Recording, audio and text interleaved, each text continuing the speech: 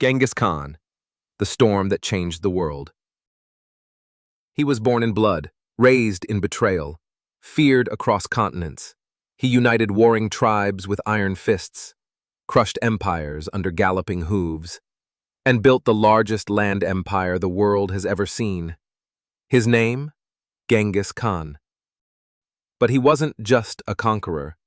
He rewrote the fate of civilizations with vision, terror, and genius. This is the full story of the storm that changed the world.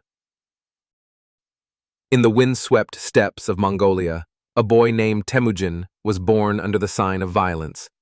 His father, a tribal chieftain, was poisoned when Temujin was just 9 years old. His family was cast out, left to starve in the wilderness. They ate roots, fought wolves, survived betrayal after betrayal. By 13, Temujin had killed his half-brother in a dispute over food. This wasn't just survival, it was the beginning of something darker, something ruthless. He didn't have wealth or armies. What he had was a memory of betrayal, of pain, and a burning will to never be powerless again. Temujin began forging alliances, not through birthright but loyalty. He chose his generals by merit, not blood. He married Borte, a noble woman who would be kidnapped by rival tribes and rescued by Temujin in his first military victory.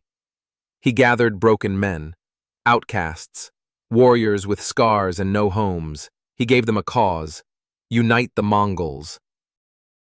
And in a world of endless tribal warfare, he did the unthinkable. He won. In 1206, Temujin was declared Genghis Khan, universal ruler of all Mongols, and the world? It had no idea what was coming. With the Mongol tribes unified, Genghis Khan turned outward.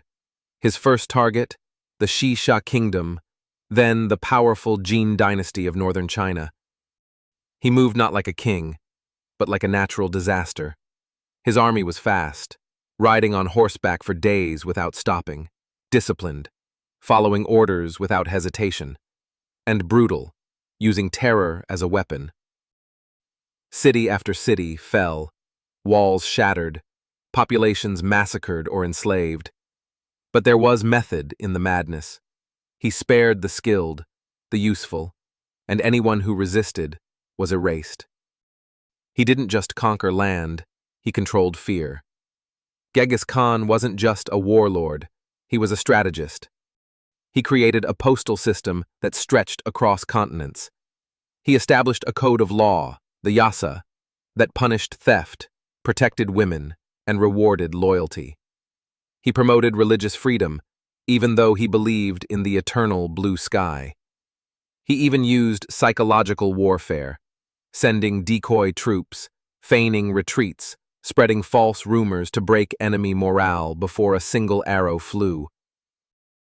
His greatest weapon wasn't the sword, it was the mind. After crushing the Khwarezmian Empire in Persia, Genghis Khan sent generals west. His armies reached the Caspian Sea, the Caucasus, the gates of Europe. They burned cities to ash. They made kings kneel. They rewrote the maps of the world. By the time he died in 1227, Genghis Khan had conquered more territory than Alexander, Caesar, or Napoleon combined. From the Pacific to the Black Sea, from Siberia to India. The Mongol Empire stretched across 11 million square miles, and yet, the man who ruled it all was buried in secret. His tomb, still lost. But even in death, his storm continued. His sons and grandsons, like Ogedei, Kublai, and Hulagu, carried his legacy across Eurasia. They built cities, crushed Baghdad, ruled China. Kublai Khan would become emperor of the Yuan dynasty, making Genghis's bloodline emperors of all China. No nomad had ever done that before, or since. The Mongol Empire brought peace to the Silk Road. Ideas, trade, paper, medicine, and gunpowder flowed across Eurasia.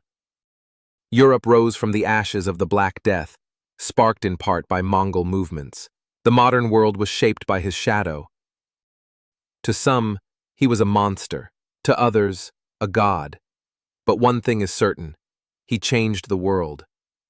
Genghis Khan wasn't just a warrior, he was the storm that erased kingdoms and planted the seeds of empires. He rose from nothing and left behind everything. And whether by fire, by fear, or by sheer brilliance, the world will never forget the name Genghis Khan.